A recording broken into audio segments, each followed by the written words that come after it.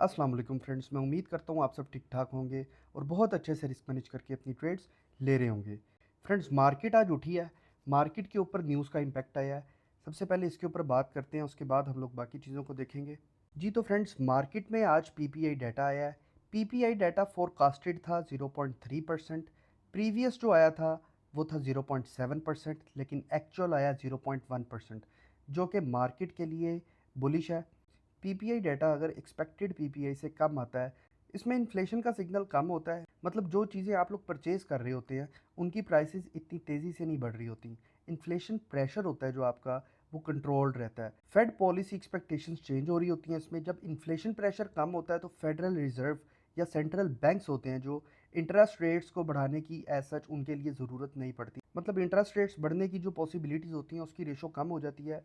और कुछ लोग इसके अंदर ये चीज़ भी स्पेकुलेट कर रहे होते हैं कि आगे फ्यूचर में रेट कट्स भी आ सकते हैं। स्टॉक्स और क्रिप्टो के ऊपर इसका पॉजिटिव इम्पैक्ट आ रहा होता है। कम इन्फ्लेशन और कम इंटरेस्ट रेट्स का मतलब ये होता है कि कंपनीज़ को जो पैसा बैंक से वो लेंगे वो चीप रेट पे मिलेगा और उनकी फ्यूचर ग्रोथ स्ट्रॉन्ग रहेगी।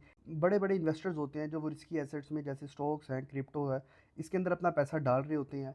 क्रिप्टो की अगर बात करें, जैसे बिटकॉइन है, इथीरियम है, इनके अंदर भी लोग अपने पैसे डाल रहे होते हैं। गोल्ड भी एक सेफ हेवन है जो तब शाइन कर रही होती है जब डॉलर वीक और इन्फ्लेशन प्रेशर कम होता है। तो ये बात बहुत क्लियर है कि इंटरेस्ट रेट्स कम होंगे तो डॉलर वीक होता जाएगा, और डॉलर अगर वीक होगा तो डॉलर के साथ जितने भी पेयर हैं, यूरो हो गया, गोल्ड हो गया, क्रिप्टो में अगर बात करें तो बिटकॉइन हो गया, इथीरियम हो गया, ये जितने भी हैं यहाँ पर लिक्विडिटी ज़्यादा आएगी और प्राइसेस डेफिनेटली यहाँ पर पुश करेंगी।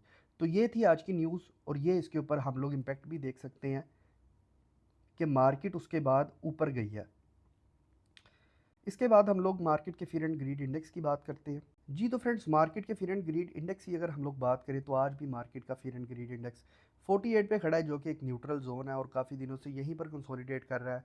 मैंने आप लोगों को बताया था कि तकरीबन अब ये 18-19 दिन हो गए हैं कि मार्केट का फियर एंड ग्रीड इंडेक्स बिल्कुल कंसोलिडेट कर रहा है एक ही न्यूट्रल रेंज के अंदर। और जब न्यूट्रल रेंज में इतनी देर से कंसोलिडेट कर रहा होता है फियर एंड ग्रीड इंडेक्स, तो ये एक सिग्नल होता है कि मार्केट के अंदर किसी भी टाइम एक्सट्रीम वॉलेटिलिटी आ सकती है। तो मैं आप लोगों को अब यही एक एडवाइस करूंगा कि यहाँ पर अपने कैपिटल को सिक्योर रखें। मार्केट का एक्शन आएगा तो मार्केट को रिएक्शन देना है। ऐसी हवाबाजी में कोई ट्रेड ना लगाएं, वरना आप लोग अपना सारा का सारा जो कैपिटल है ब्लो कर देंगे एक लम्हे में। इसके बाद हम लोग बात करते हैं क्रिप्टो बबल्स की। जी तो फ्रेंड्स, क्रिप्टो बबल की अगर हम लोग बात करें तो pump, M N T, Pyth, Avax, हर कॉइन ही ऑलमोस्ट आज पंप किया है। रीज़न बीइंग, आज पीपीआई डाटा आया था और पीपीआई डाटा की वजह से मार्केट ओवरऑल एक्सप्लोड किया है। बहुत सारे कॉइन्स ने अच्छा अच्छा पंप दिखाया है। एम एन टी ने हम लोगों को 16.6% का पंप दिया है, एवेक्स ने हम लोगों को 10.4% का पंप दिया है। पंप यूएसडी की हम लोग बात करते नहीं है क्योंकि ये एक मीम टोकन है और मीम टोकन्स को हम लोग किसी खाते में भी नहीं लिखते।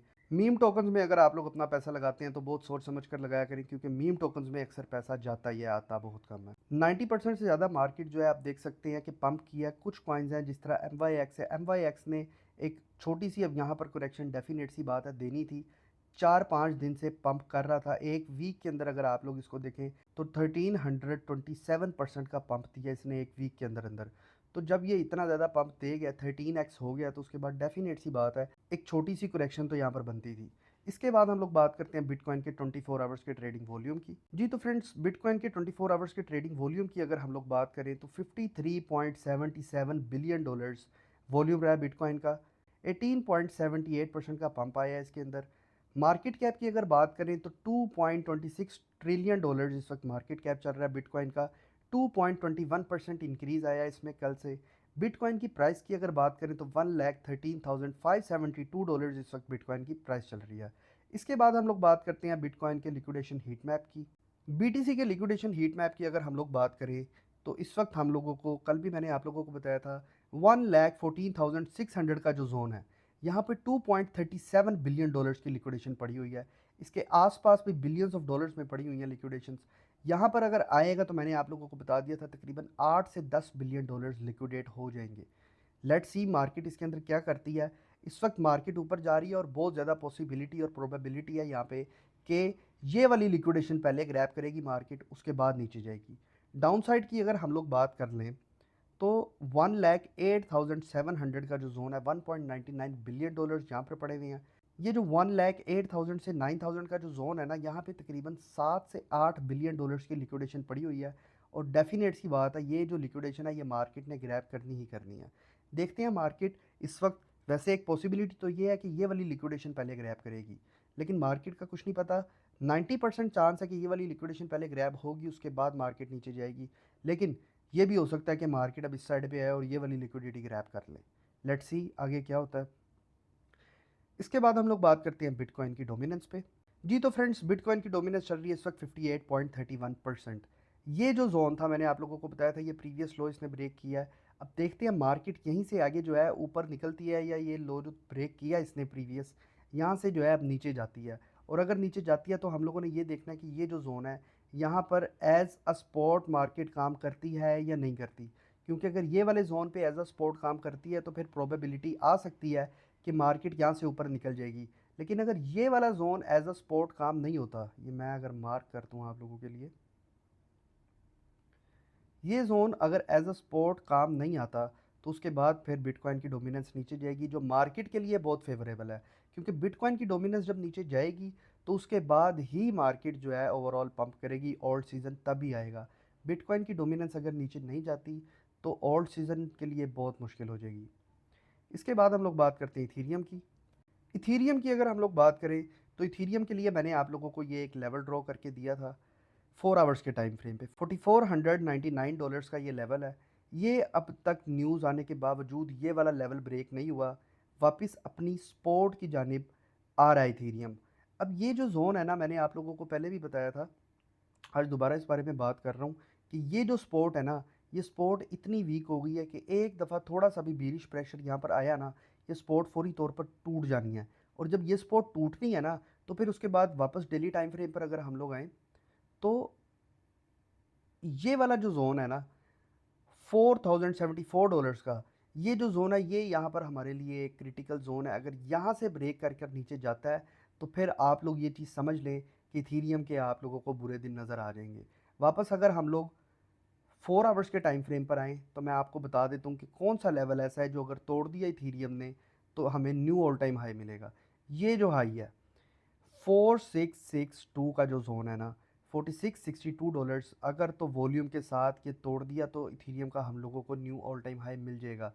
लेकिन वो वाला हाई तोड़ने से पहले ये वाला हाई तोड़ना ज़रूरी है जो $4499 पे खड़ा हुआ है। इथीरियम की जो मूवमेंट है ना वो इस वक्त वीक हैंड्स में आई हुई है, क्योंकि बिटकॉइन की डोमिनेंस थोड़ी सी यहाँ से हम लोगों को नज़र आई है कि बढ़ रही है। अब बिटकॉइन की डोमिनेंस अगर बढ़ रही है तो ज़ाहिर सी बात है बिटकॉइन तो बढ़ेगा ही बढ़ेगा, लेकिन बाकी कॉइन्स नहीं बढ़ेंगे। तो यही चीज़ यहाँ पर हो रही है, बिटकॉइन ऊपर जा रहा है लेकिन इथीरियम इतना ज़्यादा ऊपर नहीं जा रहा। डेली टाइम फ्रेम पर अगर हम लोग इसको देखें तो आप कैंडल देख लें, इथीरियम की इस वक्त ये कैंडल है जो ये बहुत बड़ी एक विक नज़र आ रही है यहाँ पर। बिटकॉइन की कैंडल में इतनी बड़ी हम लोगों को विक नहीं नज़र आ रही होगी। ये देखें बिटकॉइन की जो डेली टाइम फ्रेम पे कैंडल है वो इस तरह की बनी हुई है, लेकिन इथीरियम की अगर आप लोग देखें तो एक अच्छी भली एक विक क्या हमें आप साइड पे जो नज़र आ रही है। तो ये चीज़ साफ जाहिर करती है कि बिटकॉइन की डोमिनेंस जो बड़ी है उस वजह से इथीरियम जो है वीक हैंड्स में आ रहा है और इथीरियम से जो है पैसा निकल रहा है। इथीरियम के लिक्विडेशन हीट मैप की अगर हम लोग बात करें, इथीरियम की लिक्विडेशन की अगर हम लोग बात करें तो ये वाला जो लेवल है यहाँ पर मैंने आप लोगों को कल बताया था कि $4435 का जो जोन है यहाँ पर हम लोगों को अराउंड 10 से 12 बिलियन डॉलर्स की लिक्विडेशन पड़ी थी, जो कि मार्केट ने आज सारे के सारे लिक्विडेट कर दी हैं और उसके बाद हम लोगों को वहाँ से करेक्शन मिली है और इथीरियम जो है नीचे आया है। ये जो लिक्विडिटी की स्ट्रेटजी है ना ये बड़ी बेहतरीन स्ट्रेटजी है। यहाँ पर अगर आप लोग देखें तो उसके बाद ये इतना ऊपर जाने के बाद 4 आवर्स पर आते हैं हम लोग, ये इतना ऊपर जा लेने के बाद 4453 तक ये गया है। लिक्विडिटी इसने सारी की सारी ग्रैब की और उसके बाद डाउन साइड मूवमेंट मिल रही है हम लोगों को। अब मार्केट जब 10 से 12 बिलियन डॉलर्स निकाल लेती है ना तो फिर आप लोगों को मार्केट को 1 से 2 बिलियन डॉलर देते हुए कोई मसला नहीं होता। मार्केट खुशी खुशी आपको देती है।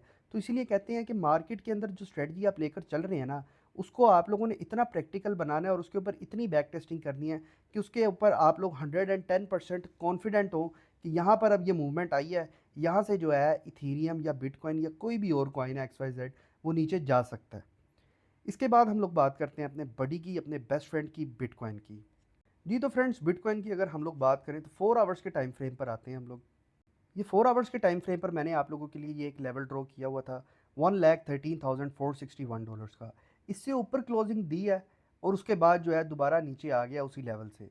अब देखने का काम यहाँ पर ये है, अगर तो ये कैंडल इस लाइन से ऊपर 1,13,461 से ऊपर ही क्लोज होती है ये ब्लैक कैंडल, तो इसका मतलब ये है कि हम लोग फिर उसके बाद अराउंड 1,17,000 16,500 तक की जो मूवमेंट है ना, वो हम लोग अपने एक जेन में रखें कि यहाँ तक एक मूवमेंट आ सकती है और बहुत आराम सुकून से आ सकती है। 1,17,400 का जोन है उसके बाद हमारे पास। अगर तो ये भी ब्रेक कर दिया, जो कि मुझे मुश्किल लग रहा है प्रैक्टिकली इस वक्त, थोड़ा सा डिफ़िकल्ट लग रहा है ये मुझे, इम्पॉसिबल तो ऑफ कोर्स कुछ भी नहीं है। अगर तो ये 1,17,400 का जोन इसने तोड़ दिया, तो फिर आप लोग ये चीज़ देखेंगे कि बिटकॉइन का एक न्यू ऑल टाइम हाई बनेगा और हर सूरत बनेगा। फ़िलहाल यही एक जोन है। अगर तो यहाँ से ऊपर हम लोगों को क्लोजिंग मिल जाती है डेली टाइम फ्रेम पे, इसका मतलब ये है कि आप लोग श्योर रहें इस बात पे कि बिटकॉइन का एक knew all time high coming soon है, जो कि आप लोगों को मैक्सिमम अक्टूबर के अंदर अंदर नज़र आएगा कि एक न्यू ऑल टाइम हाई बन रहा है बिटकॉइन का। ये थी आज की वीडियो। उम्मीद करता हूँ आपको मेरी ये वीडियो पसंद आई होगी। अगर आपको मेरी ये वीडियो पसंद आई है तो मेरी यूट्यूब की वीडियो को भी लाइक कीजिएगा, मेरे चैनल को भी सब्सक्राइब कीजिएगा। अपने यूट्यूब वीडियो की डिस्क्रिप्शन में मैं अपने व्हाट्सएप चैनल का लिंक डाल रहा हूँ, उसको भी फॉलो करें। मिलते हैं कल आपसे एक नई वीडियो के साथ, तब तक मुझे दीजिए इजाज़त। अस्सलाम वालेकुम।